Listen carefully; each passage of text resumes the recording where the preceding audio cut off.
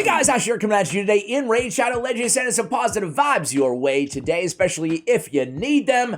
Welcome to the channel, guys. I'm in a good mood today. I'm just gonna be real with you guys. I'm in a really good mood today. This is a super overshare, but 13 years ago, I was diagnosed with a very incredibly rare form of a genetic mutation that gives me a large propensity of getting lung cancer that my mother actually died from. I didn't find out that I had this mutation until after she passed away, and I went for my yearly scan today. I got back, not dying, 13 years in a row. So I'm in a pretty good mood, you know, I'm alive, I'm enjoying the moment, guys. Anyway, I say all that, man, there's no transition, huh? There's no transition to Raid Shadow Legends from that news. Just dropping that one on you, trying to cheer you up today. I've been around for a while in Raid Shadow Legends, you know, I'm endgame on this account. Certainly I'm a dirty pay-to-win player, but I have progressed through the game, the early game, the mid game, obviously, and into the end game, and I know all the rares in the game, right? And I have a free-to-play account, which I also play, which I utilize a lot of these rare champions. So today, I want to tell you all the rares that I would upgrade and really kind of bring you into my mindset as to why. And when I say upgrade, I mean max out these rare champions, because there's a lot of rares now, especially, you know, 3-4 years into the game almost, that they used to be an easy auto max, but I truly don't believe they are anymore. I think you can get a lot of value out of some of these rare champions just at level 50. You don't need to use all your resources. Final disclaimer is honestly, guys, at the end of the day, upgrade whatever freaking champion you want to. If you like a champion, if they look cool, freaking upgrade them. It's a video game.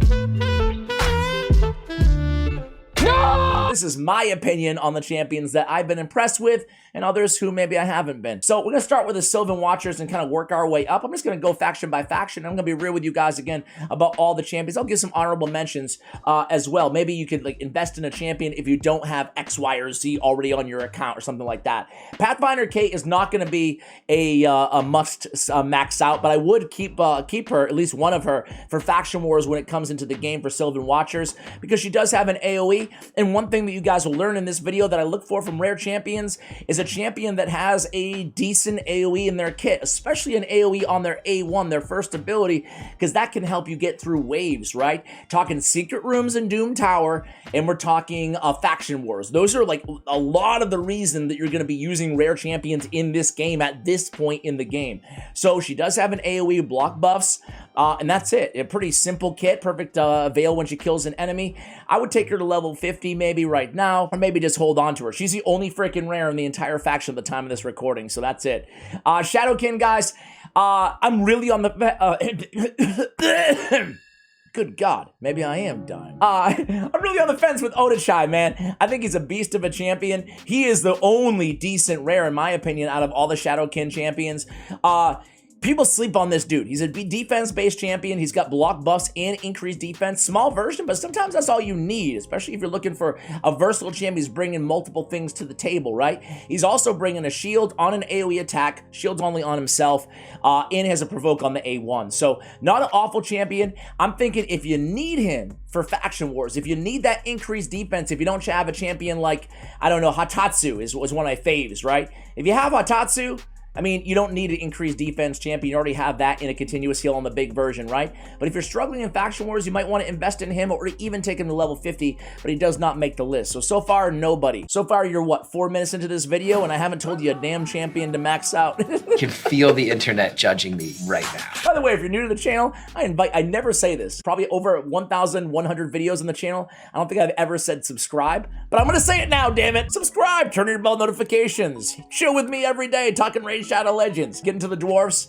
I mean, you guys, if you're a long-time viewer, you already know what I'm talking about with Khazard Deepheart.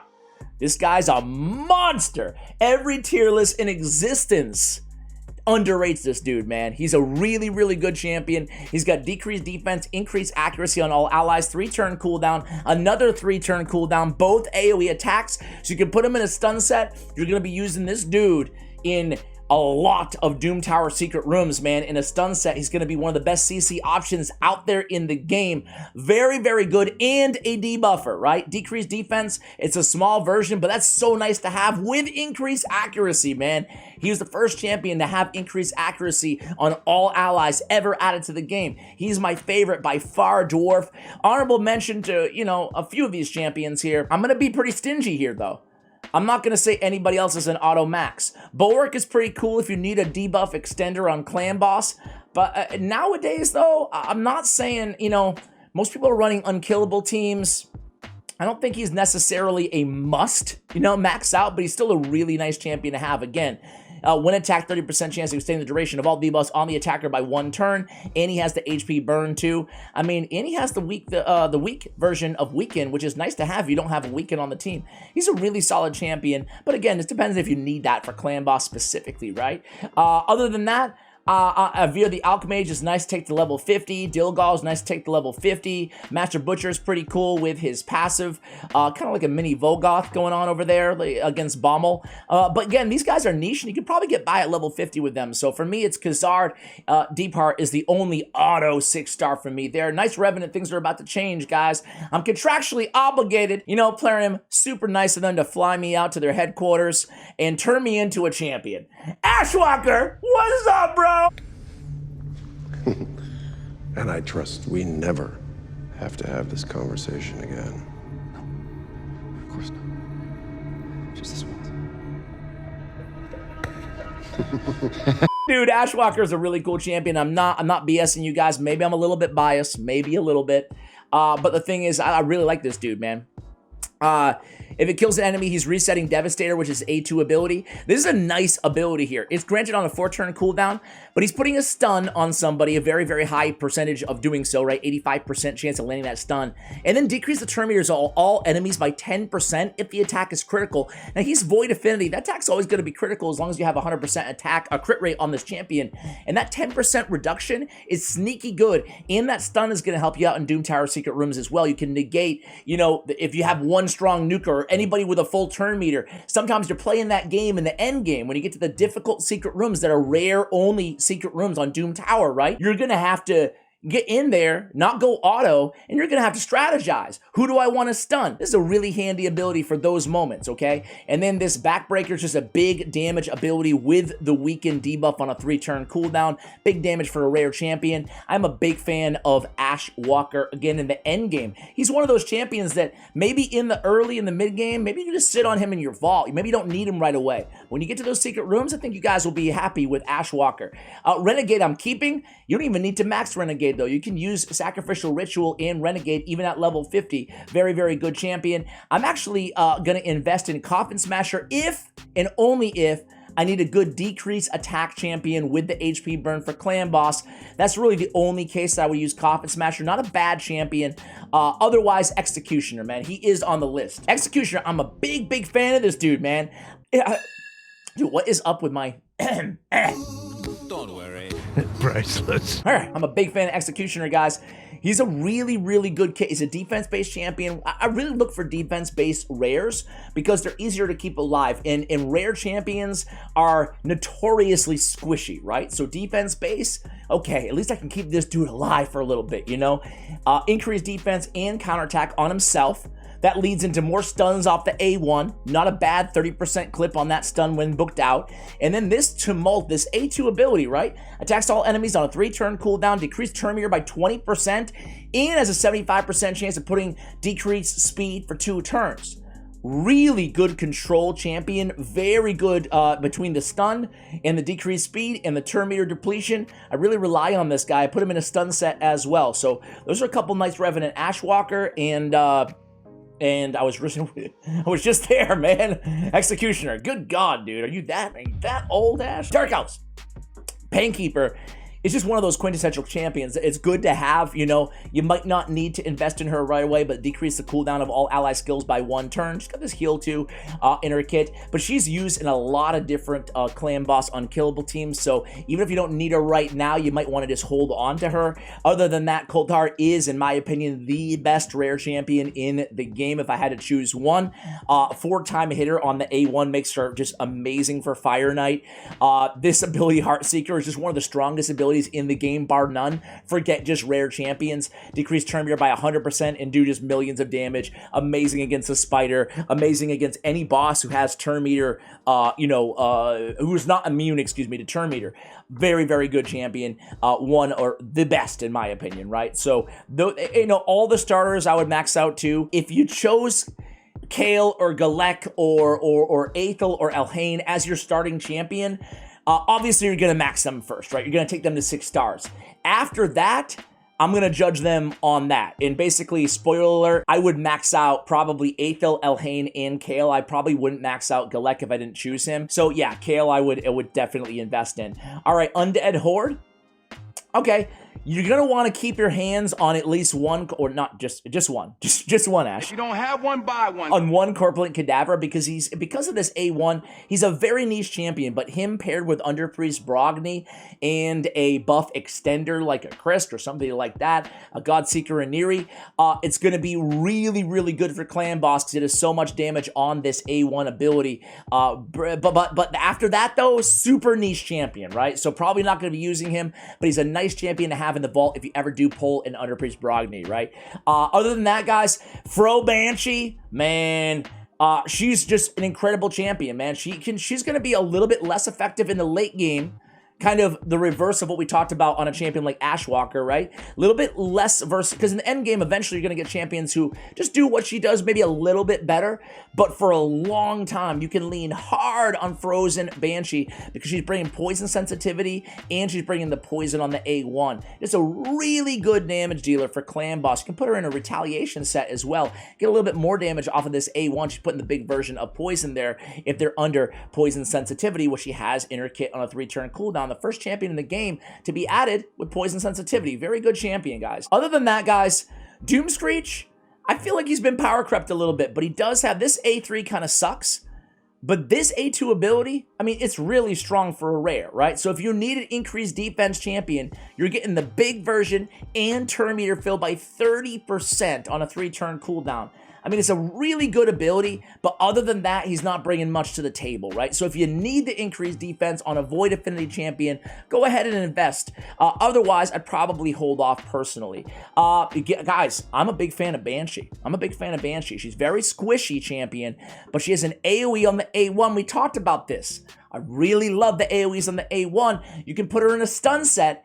You can use an AoE on the A1 and AoE on the A2, and she's doing an AoE on every single attack, and she's placing decreased defense, right? It's the weak version of decreased defense, but again, from rare champions, especially in secret rooms in the end game, you're going to need that, right? There's only a few champions that are reliable as debuffers out of rare champions, and Banshee is kind of one of them, right? So her in a stun set is going to help you out a lot in the end game. I can usually just turn off the Death Ray ability, right? Go in there in the customization and turn it off, put her in stun set, stun. Great champion. Seducer, I'm a big fan of too, but I'd probably only take him to level 50 here. I took him to level 50 on my free-to-play account, and I don't regret it, but I don't think I would go all the way max there. All right, Demon Spawn time, guys. I mean, let's start with the most obvious, right? Fellhound. Fellhound, in my opinion, is the best campaign farmer inside the entire game, bar none, including legendary champions. Very fast campaign farmer. We're talking around 6 seconds. And AoE with decreased speed on the A1 can kill everybody and anybody. Also pretty good for Fire Knight with reflect damage on a 2-turn cooldown. That's really, really good, guys. Fellhound is definitely a champion worth building and using. I still use Fellhound as my campaign farmer right now. Abyssal is, I'm a big fan of Abyssal, man. Again, it's another champion who has an AoE on the A1. He's also coming to the table with 30% block buffs. So he deals a little bit of damage, right? Nothing crazy. Little bit of damage. And then you can get the heal if you want it, right? But you could just shut down the rest of his kit and just keep AoEing.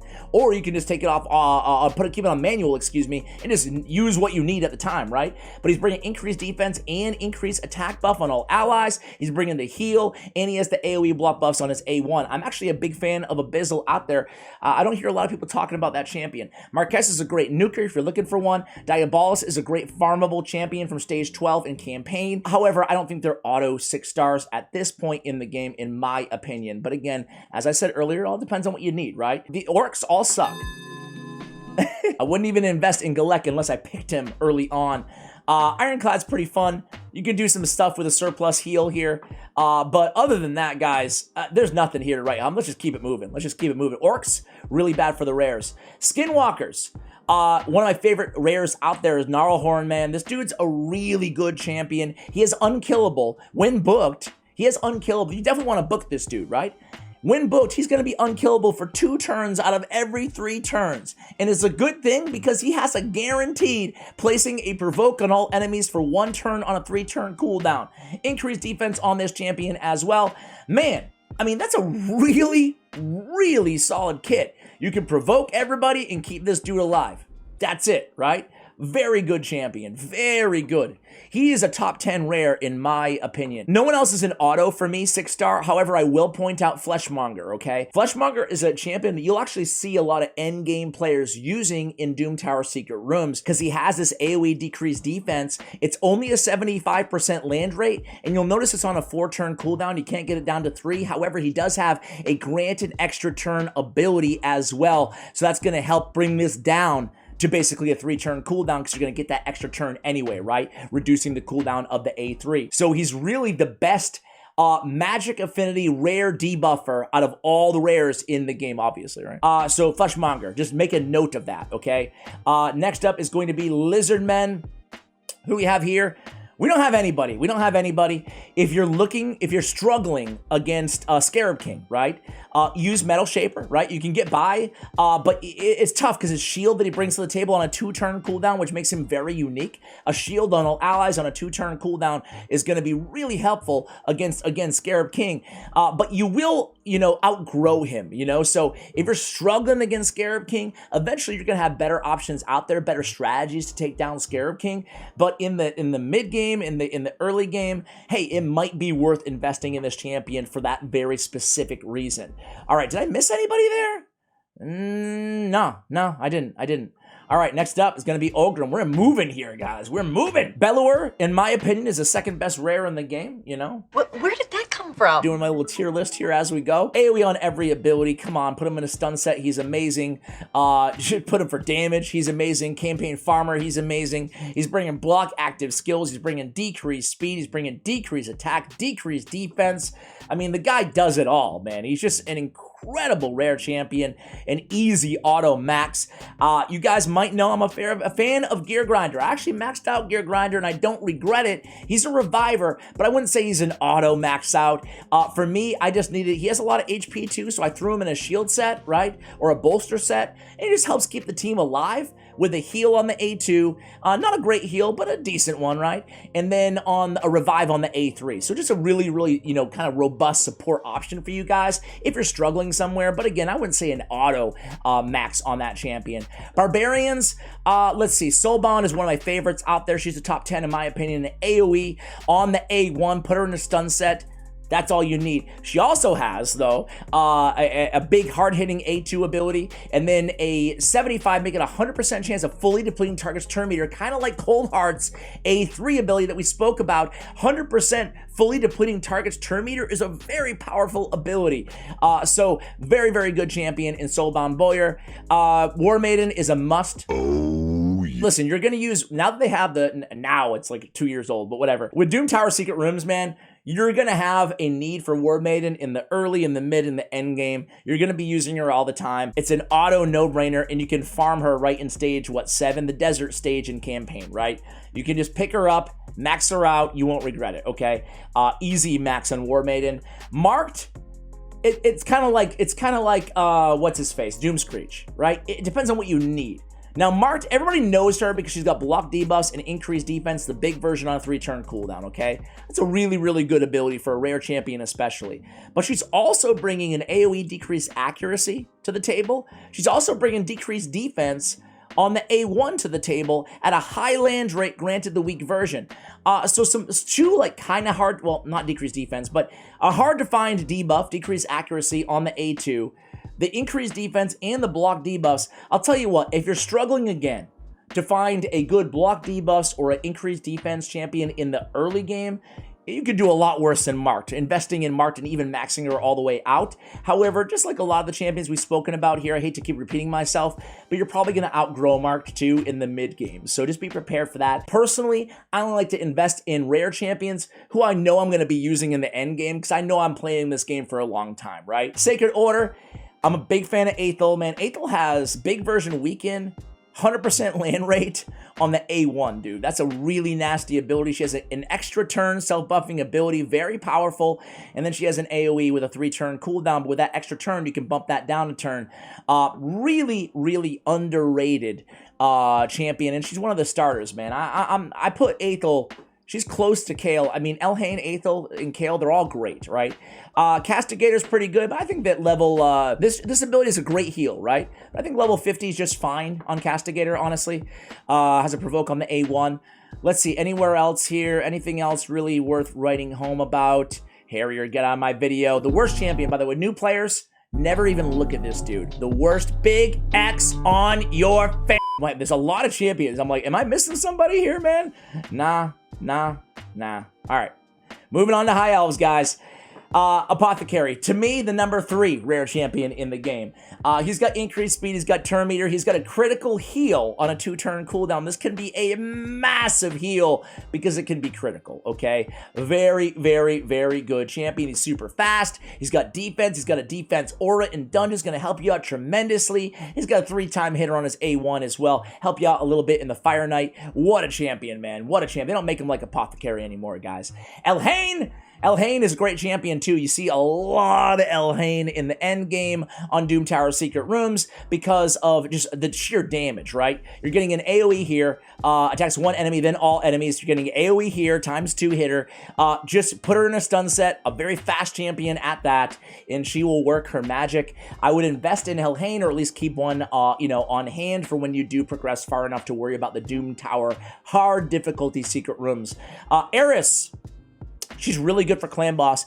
Another champion you just want to keep your hands on, put her in your vault or whatever, because you'll be using a clan boss team at some point that is going to need her. She can remove that stun from the clan boss and bring the increased speed. Just really, really solid. And she has this counterattack the attacker when an ally is attacked. So a lot of people put her in a toxic set, and you can put those poisons out on the clan boss to get a little bit extra damage out of your Eris as well. She's also campaign farmable. And then Relictender, personally my number 4 rare champion in the game. I mean, she has a revive on the A3 ability, so a rare reviver. There's only about 5 of them out there or so in the game. She's got the decreased attack on the A1, weak version, but nice to have. But really, Tender's Watch is an extremely good ability for a rare champion. She has the full cleanse and a continuous heal on a 3-turn cooldown. There is not a cleanse ability, or really a big version continuous heal ability like this out of any rare champion in the game, and she's reviving. She's incredibly good. Definitely invest with confidence there. And then Bannerlords, last but not least, who do we have here? Meh.